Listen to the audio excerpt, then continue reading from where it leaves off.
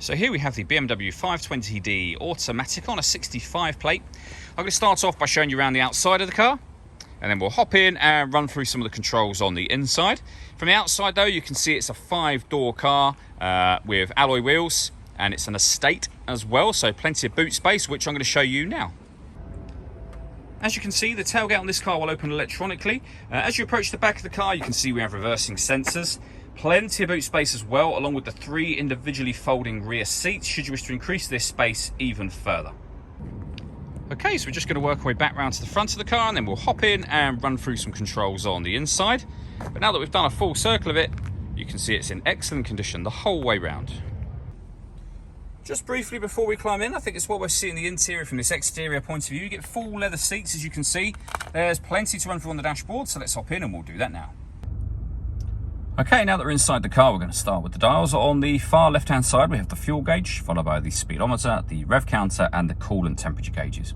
In the middle at the bottom, you can see the total miles for this car, which are 34,250.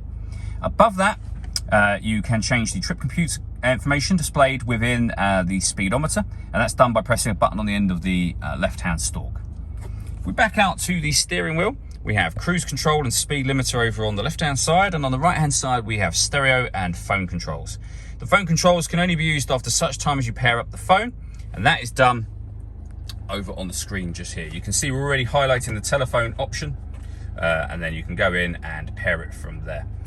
All of the movement that I'm making on the screen is all being done using the iDrive system, which is this dial and the collection of buttons that surround it. You can do virtually everything from the dial itself though. So for example, if I push that button down, having just highlighted the satellite navigation option, you'll see we are now on that menu. Push it down again, and there's the map. Really nice, clear color display.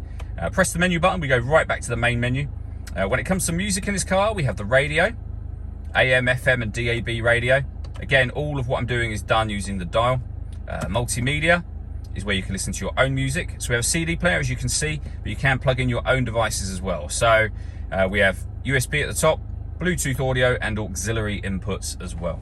On top of all of that, if I pop the car into reverse, you'll see we have a color reversing camera as well. Working our way down from that, we have the CD player and the main volume for your stereo.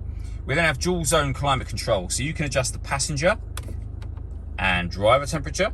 You can increase and decrease the fan speed from there. You can determine where you'd like the air to be distributed. Once you're happy with those settings, this button turns your air conditioning off, in this case, back on again, or hit auto. The car will now maintain the temperatures you've asked for by taking full control of the fan speed and the direction of the air. Any manual adjustment will override auto straight away.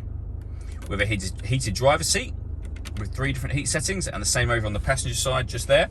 We can shut this section up, but it reveals 2 cup holders, a cigarette lighter, so you can use that as a 12-volt charging socket, the gear lever for the fully automatic gearbox. We can turn on and off the traction control. We can put the car in sport or comfort from here. We can turn the parking sensors on and off. And this button is your handbrake, and it's got an auto hold function as well. All that leaves me to say is thank you for taking the time to watch this video. If you'd like to come and see the car in person and have a test drive, please feel free to give us a call here at Mach 1 Cars. We'd love to hear from you soon.